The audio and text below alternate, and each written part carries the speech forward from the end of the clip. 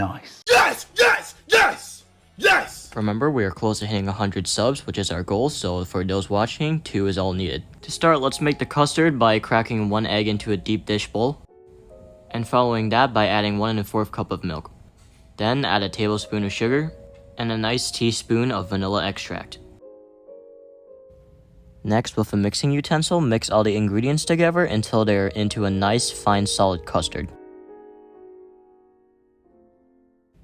Prepare 3 slices of brioche bread, as that is a serving size, and make sure to cover both of them in the custard, and the slices of bread should be able to absorb just the right amount before all of it is used up. To toast a French toast on a high heat pan, begin by adding a big drop of oil and then adding a thick slice of butter. It should begin melting very quickly. Then, using a spatula, try to mix up the butter as it melts with the oil so that we're able to coat the entire surface with just the right amount of oil in order to toast the entire thing. After covering it all with the liquid, turn it onto medium heat and place all 3 slices of toast into a pan. Make sure it's a non-stick pan. For best results, just leave the toast alone, but of course you can check every once in a while to see if it's brown enough. After 3 minutes of cooking on medium heat, flip all 3 slices of toast onto the other side. If not cooked long enough, it could probably contract you an illness because the custard, which has egg, is not cooked long enough. After 3 minutes on medium on the other side, you're now ready, so flip both sides of your toast and serve it onto a nice plate. Make sure the plate's big enough so that we can have the best presentation as possible.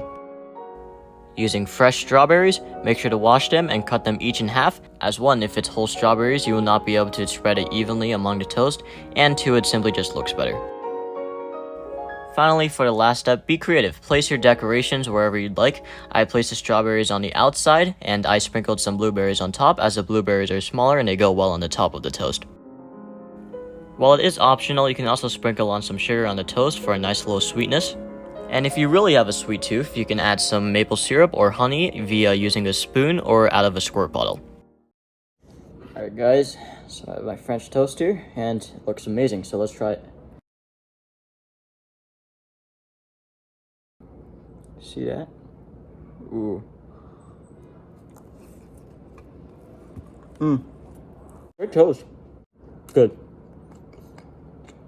8.5 out of 10. Pretty good.